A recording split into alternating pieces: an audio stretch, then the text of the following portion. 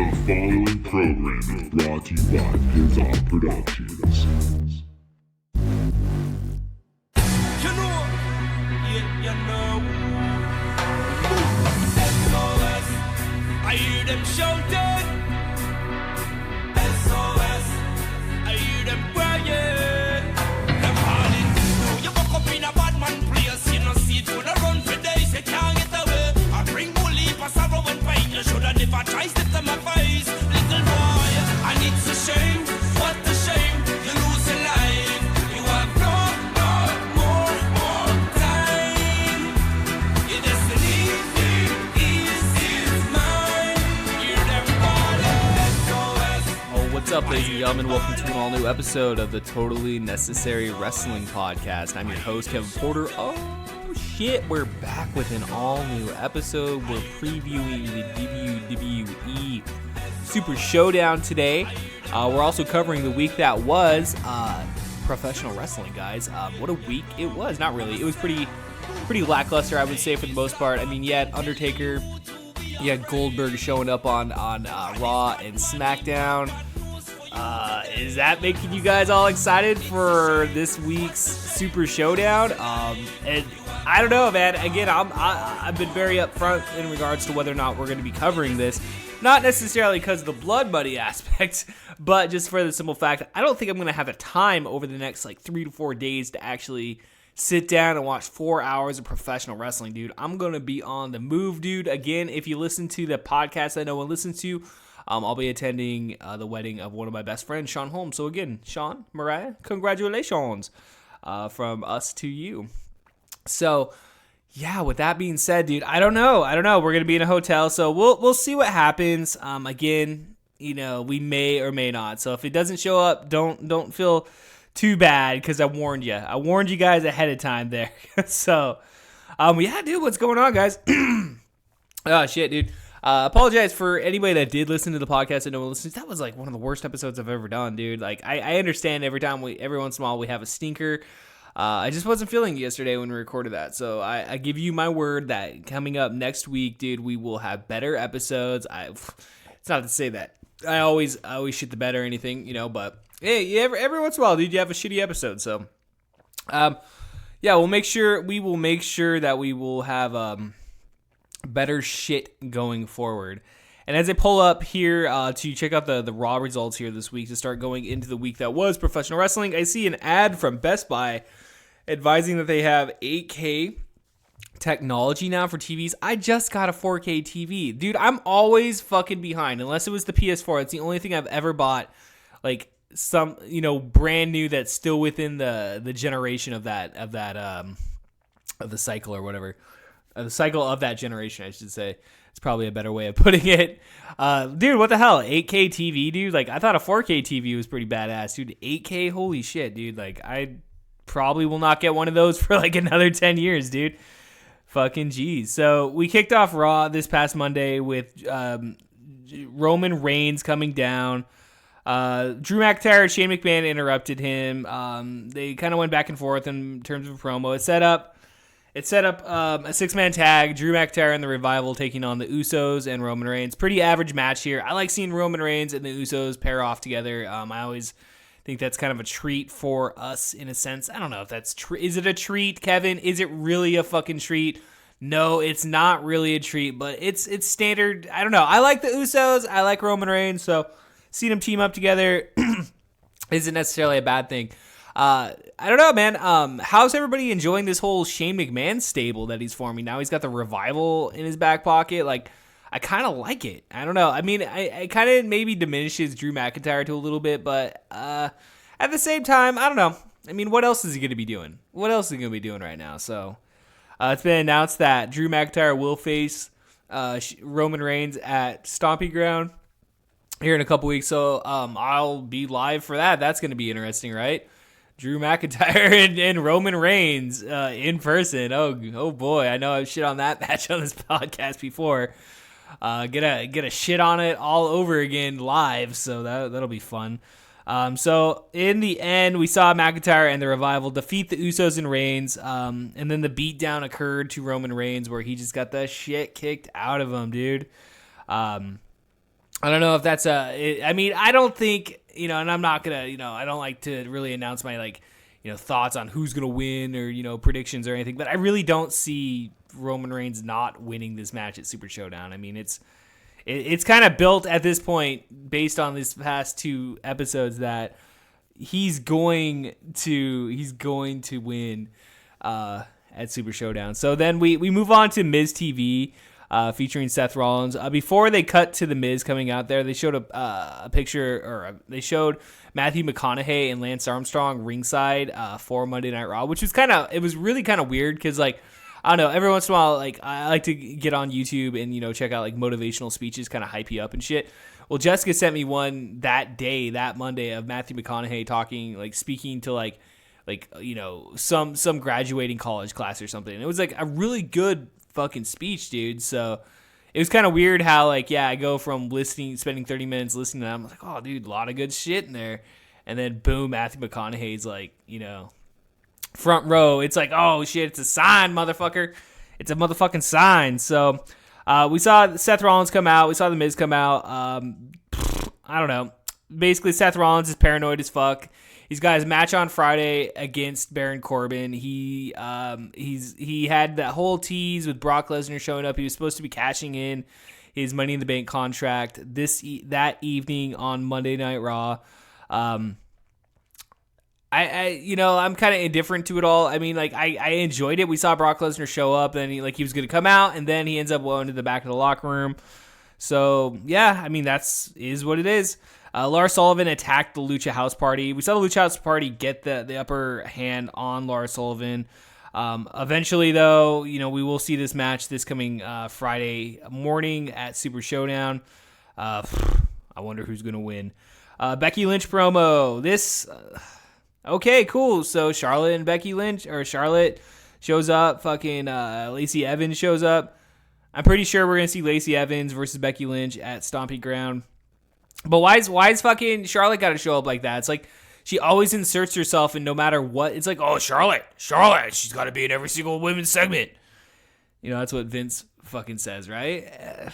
I don't know. I like Charlotte. I do. It's I have turned the corner in regards to appreciating her character and her, in-ring skills. But right here, it's was it necessary? Was it really necessary? I mean, what do we see? We saw Charlotte Flair and Lacey Evans. It kind of made because Becky Lynch started her promo off yeah, dude, she's fucking pissed. Let's go. Okay, cool. Charlotte fucking cuts off any sort of fucking heat that she had. It's it's kind of fucking boring, dude. It was just oh, really? Come on, guys. Flair won by disqualification as basically Becky Lynch returned the favor to Evans, costing her the match. Kind of what happened, paying her back for Money in the Bank. And I guess I really don't have anything against that. It is progressing the storyline there. But I just, it's just they cut her off, dude. It's a whimper, dude. It was just a little bit of a whimper for Becky Lynch. Rey Mysterio relinquished his United States Championship. I was enjoying this. Then Samoa Joe shows up. Basically, I like this. I know some people were talking shit about how, they just gave the belt back to Samoa Joe. Well, technically, right? Samoa Joe never lost the title, right? His shoulders were not pinned. Why do some stupid ass fucking tournament? Why put this 50-man Rumble thing for the fucking belt? Who gives a shit? Just give it back to Joe and let him continue where he left off. I don't have a problem with that. And then Samoa Joe beat the shit out of fucking Rey Mysterio at the end. It worked. It sets it up for the, when Rey Mysterio does come back once he's healed, boom, we have an inserted program, Samoa Joe and Rey Mysterio, and they hopefully can get the match that they deserve, a 20-minute classic. We saw an arm wrestling match, Braun Strowman taking on Bobby Lashley. A bunch of smoke and mirror on this one here. So Strowman defeated Lashley. Ultimately, Lashley got the upper hand and threw, I believe, chalk into Strowman's face and then delivering the beatdown. This is just setting up their grudge match, or I guess they said it's their first time ever. I want to say I heard that this is the first time ever or whatever between these two. Which I could totally be wrong, but it's when they said it though, it's they haven't fought each other on Raw yet. These guys have been on the same brand for over a year, and you're telling me they haven't fought? I don't know, man. I don't really care that much about Braun Strowman for the most part. It's like I like him, and Bobby Lashley. It's like I want to see him do well, but you know, for this thing right here, it's not really doing it for me, guys. Not really doing it for me whatsoever. Nikki Cross took on Peyton Royce. Now this was set up in a backstage segment with Alexa Bliss seemingly turned face and comes to the defense of Nikki Cross, and I really enjoyed the, you know, like her revelation of like nobody likes me, and you know, and then Nikki's like, no, you know what, you've been nice to me this whole time, you know, I'm your friend, and then I don't know, for some reason as I watched it, I was like, you know, I can get behind this. I like a face Alexa Bliss, you know, nothing bad to say about that. Ultimately, Cross defeated Royce. The match was pretty decent, I thought. We saw Alexa Bliss's coffee get knocked over, and then like the rage, like she's got this whole coffee gimmick. Which, dude, I'm down with coffee. Coffee is like one of my favorite drinks of all time. I'm drinking coffee as you know. I have a cup of coffee in front of me as we speak. But nonetheless, though, it was a good segment. I enjoyed this. Actually, I have nothing bad to say about this. I like Alexa Bliss. Seemingly turning face here, but I mean, we'll address that here in a few moments on whether or not she is a face or is not a face. I don't know. Maybe she's a face on Raw now and a bad guy on SmackDown. I don't know. I just don't know sometimes. So Brock Lesnar cashed in his Money in the Bank contract, or did he? I don't know.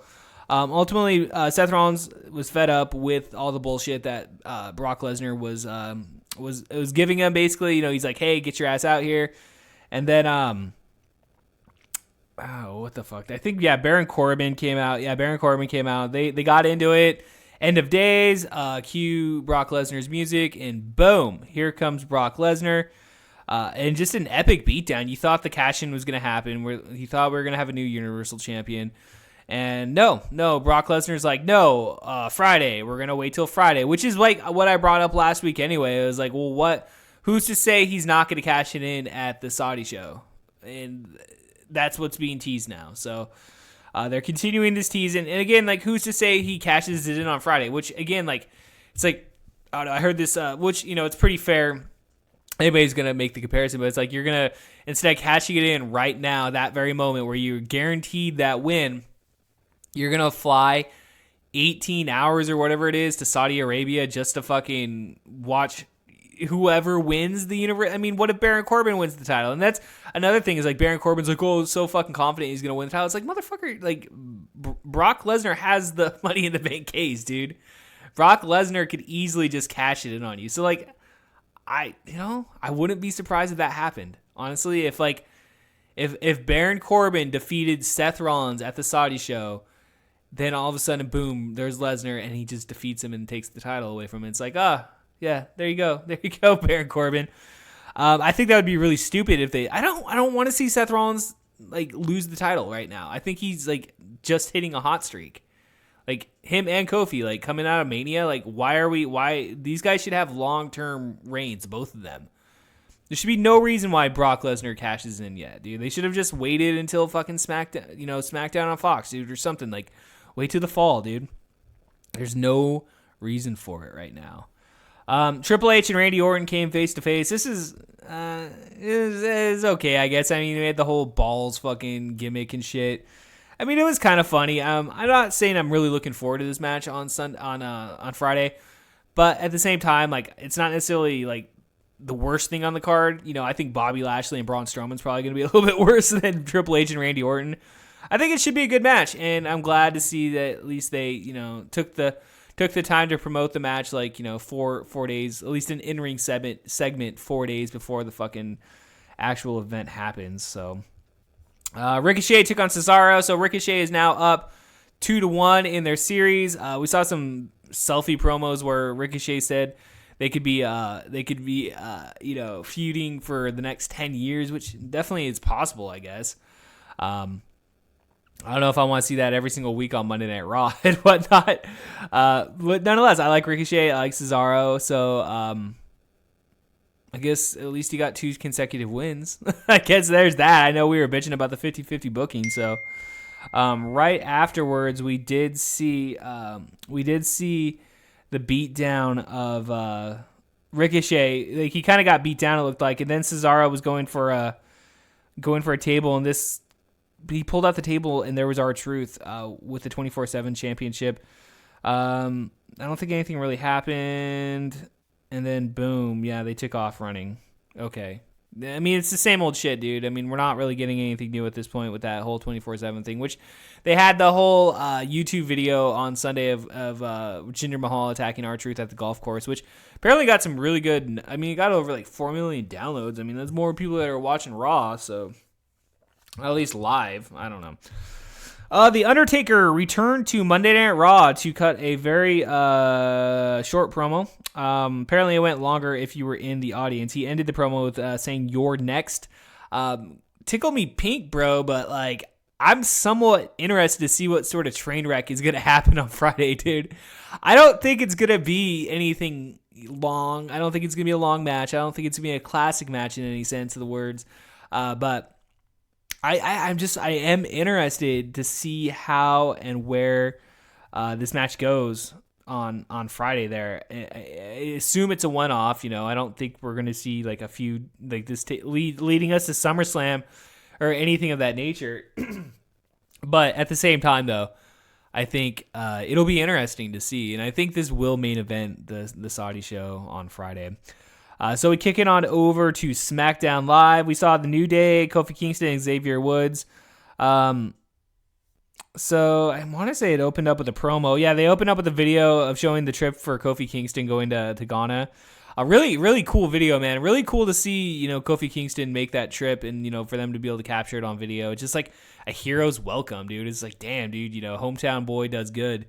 I mean, he presented the king of Ghana, like with a WWE replica championship. It's pretty sweet, dude. It's sweet to see that, I heard the comparison, comparing this to Bret Hart back in like, the 90s with him traveling abroad and, seeing all the people within the third world countries and whatnot there. And I would say that is a valid comparison. I don't know, man, just week in, week out, Kofi Kingston's really becoming a champion, dude, in my eyes, man. He's really solidifying his main event role within WWE, and I think that's awesome, dude. I think it's well deserved here. So Ziggler did show up. They showed some back. Ziggler basically, they basically made the comparison that Ziggler and Kofi have been on the same level like for the past 10 years or whatever.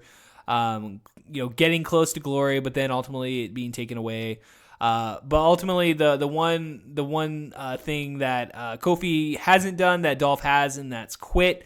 They replayed the video from back in like December 2017 when Dolph, it's kind of ironic how Rey Mysterio relinquished the U.S. Championship this past Monday, just for them to go ahead and show the video of Dolph Ziggler doing the same back in December 2017. But Dolph Ziggler is a quitter, man. He still thinks that he's gonna win, the WWE Championship on Friday. So I'm sure it's gonna be a good match, dude. I remember a house show back. What the fuck was it? It must have been like 2012. It was the day before like Over the Limit or something. Like it was like one of the actual last pay-per-view they had in Seattle.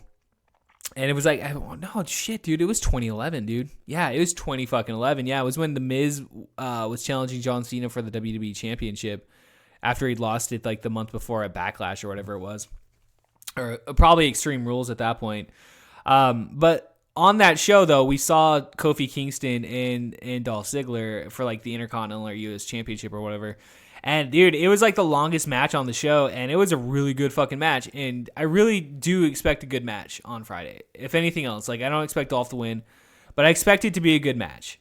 So, ultimately, Kevin Owens, Sami Zayn came out to face off against the New Day, Xavier Woods, and Kofi Kingston. Really good match here. Really great tag match here. KO and Zayn need the tag titles, guys. Which, again, like, I just thought about it, but Daniel Bryan and Rowan weren't even on SmackDown this week, which makes sense because Daniel Bryan's not going to Saudi Arabia, so I guess why push him? So, I mean, if you're not going to use them this Friday, you might as well take the time on TV to promote, what you have coming up for the show. So yeah, nonetheless, though, it was a really good tag match here. New Day gets the win. Afterwards, Dolph Ziggler shows up and lays out the New Day with super kicks. So ultimately setting it up that much more for this coming Friday for the WWE World Championship match there. So we saw a moment of bliss here, Alexa Bliss and her guest Bayley. So this is kind of where it kind of got weird, right? We thought, oh, Alexa Bliss is a face now, but no, Bayley shows up and they're kind of bickering back and forth. And, Alexa Bliss is like, oh, I'm the superior wrestler from Monday Night Raw. It's like, okay, again, like she'll be a face on Raw, I guess, and like a heel on SmackDown.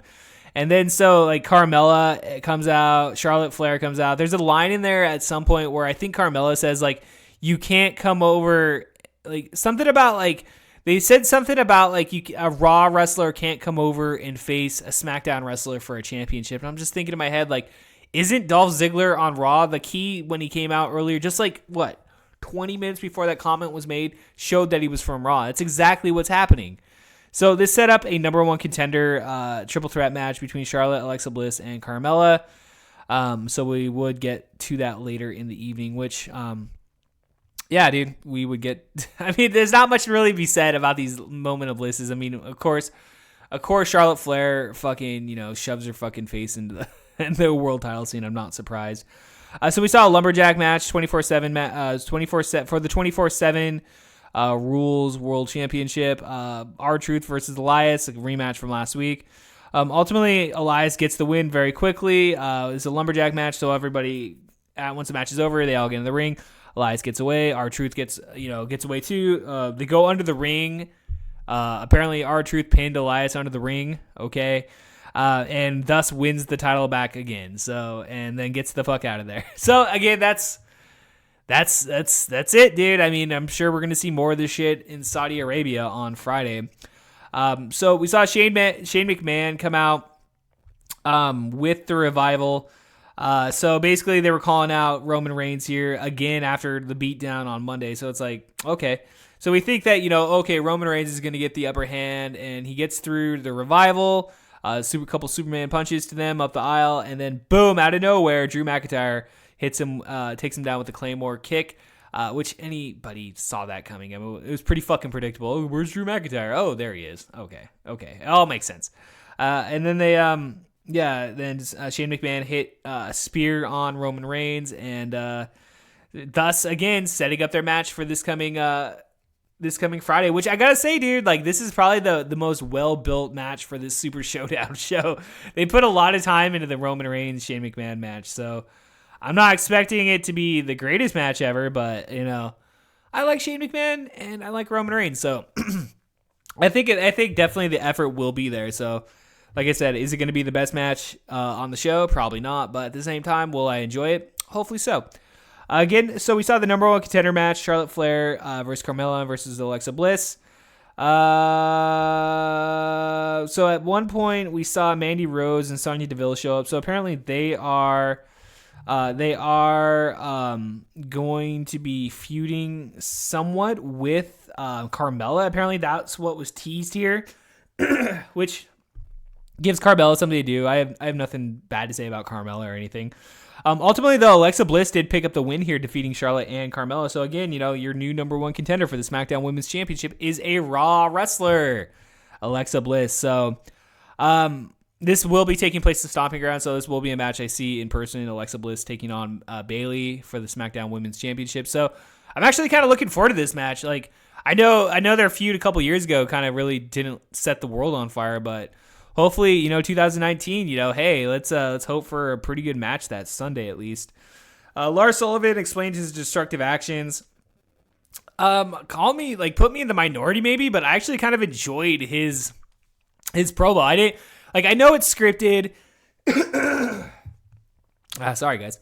I know it's scripted, but I didn't necessarily hate it. I kind of thought it was intriguing to a point, and kind of left me wanting a little bit more. It's like, okay, cool. Like, I understand people oh, well, maybe he should be the monster that doesn't talk. It's like, well, is that every monster though? Every monster doesn't talk. So let's add a little bit of a twist. So, he's the intelligent monster. Like, I don't have anything against that. Guys. So we saw Andrade take on Apollo Crews. This is somewhat setting up Finn Balor. Well, I mean, it's promoting the Finn Balor Andrade Intercontinental Championship match on This coming Friday, which honestly I completely had forgotten. Finn Balor's been off TV since Money in the Bank, which, damn, dude, after what happened to him, you know, like, I don't blame him. Give him the month off, dude. That dude's body needs some rest after, especially after, you know, doing what he's done on at that pay-per-view, dude, in that match, dude. It was pretty intense. So this match, you know, I actually didn't even watch this match. I kind of skipped through it, so I'm trying to see who won. Wait. Okay, so Andrade attacked Apollo Crews as he attempted to get in the ring for the match. He never let the fight start, which sent Finn Balor charging into the ring. Oh, Finn Balor was back on TV, dude. I said, I started to watch it, and then I got busy, and then I had to switch. I had to I don't know. It wasn't necessarily intentional, but when I fast forwarded back to where it was right when Andrade was walking up the ramp. So I just assumed he won. So no, okay, cool. All right, so Finn Balor is back on TV, and we'll see that this coming Friday. So no contest, I guess. You know, not even no contest. So we saw Goldberg show up. What the fuck was up with the ending of SmackDown here? They had 3 minutes left to fill for TV time there. So the whole Goldberg promo. Goldberg cuts his promo. I gotta say, dude, that Photoshop of his beard, dude, they need to lay off that shit. That man has a white fucking beard, dude. Let age come in, dude. Age isn't a bad thing, Vince. People get old. I mean, you're fucking old as shit, dude. You're 70, something years old, dude. Embrace it. There's nothing wrong with having a white beard, man. So the gongs go off. Undertaker shows up in the ring, and then the gongs go back off. So we get a face-to-face between Goldberg and the Undertaker. Then boom. Undertaker's gone again. Goldberg just laughs it off. He's like, ha, whatever. I'm not even scared. I'll see you in Jeddah. Yeah, nothing really bad to say about, these two segments on, Monday and Tuesday with building up this Goldberg Undertaker match. I'm glad to see that they actually did show up on TV. I mean, I think we definitely needed that. Again, I'm intrigued to see what happens, on Friday. And if there's anything I do go out of my way to watch, if I don't end up watching the whole entire show, it's that would be at least the one thing I would go out of my way to check out there. So, but guys, we'll see that epic showdown this coming Monday, Sunday, Friday. It's I'm not used to shows on Friday. What the fuck? All right, guys. So we saw on NXT. This is kind of the follow up to Takeover. Again, Adam Cole won the NXT World Championship against defeating Johnny Gargano. So this kind of had the matches that we were talking about that were pre-taped at the arena on Saturday.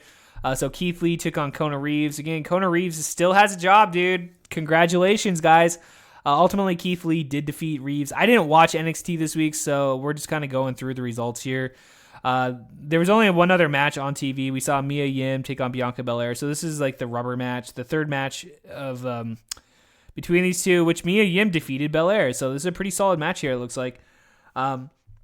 Actually, I haven't seen the last two of their matches here, so it's kind of, it kind of, I kind of want to go back and see it because I do like Bianca Belair and I do like Mia Yim. And it looks like they're getting behind Mia Yim because, that's 2 straight victories she's had over Bianca Belair.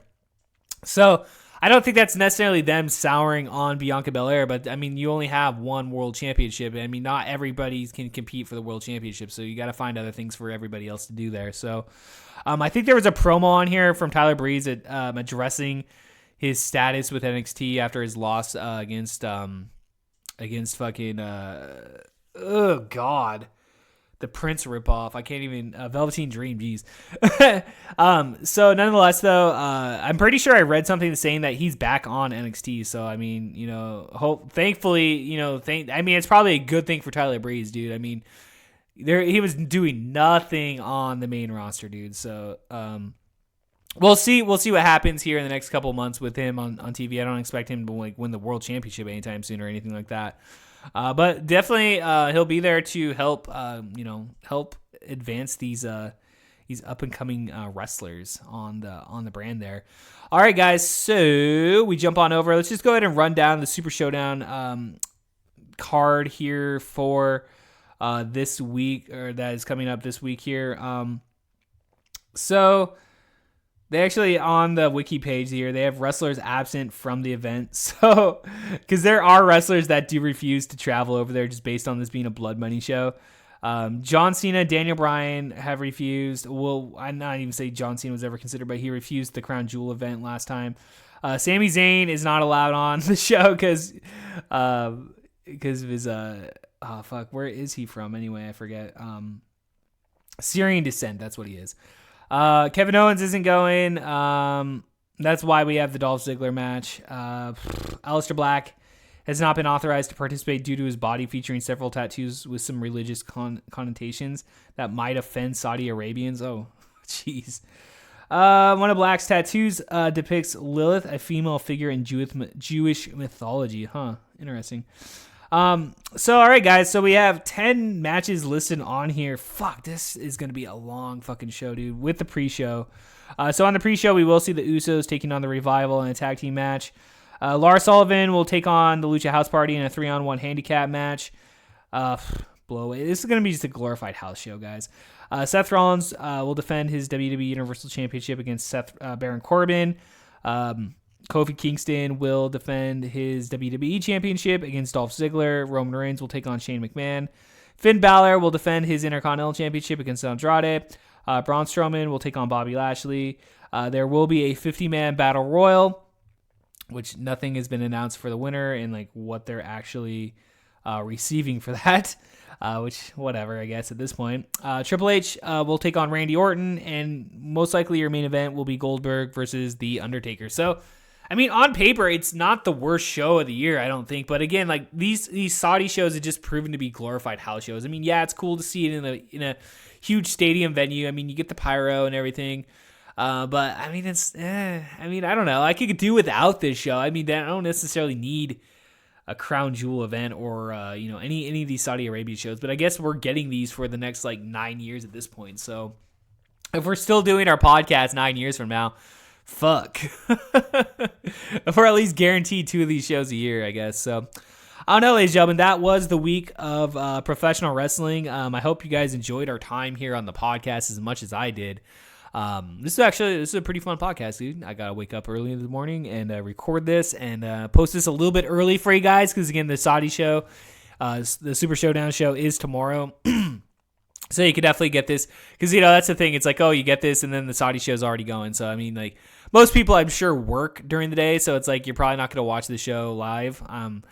So I mean, I guess I could have released this on a Friday or a Thursday evening, but I figured, hey, let's throw everybody a bone. Let's get you guys something, before the day before the show itself there. So, all right, guys, if you haven't already, go back and check out the In the Mouth of Madness podcast this week, featuring The Last House on the Left.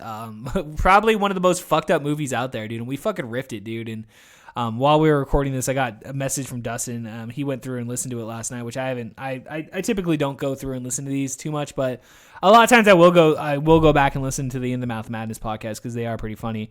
And he gave it the thumbs up, so I give it the thumbs up then too. So you should totally check that out if you haven't.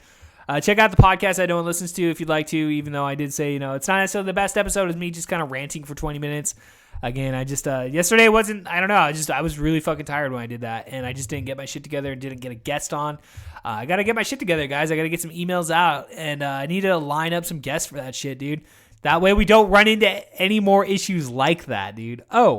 And then yeah, dude. Like I said, if you see the Super Showdown review pop up this weekend, great. Listen to it. It'll be an awesome episode. But if not, fuck it. Again, 4 hours. I don't know if I'm going to have 4 hours to watch professional wrestling this week unless I stay up in the middle of the fucking night and like watch it and then record it in the middle of the night there, which it's a possibility. I mean, I could do that. So I don't know. I'm just kind of leaving it out there that I may or may not do it. So I'll probably end up doing it. Maybe not. I don't know. All right, ladies and gentlemen, until then, I'm Kevin Porter.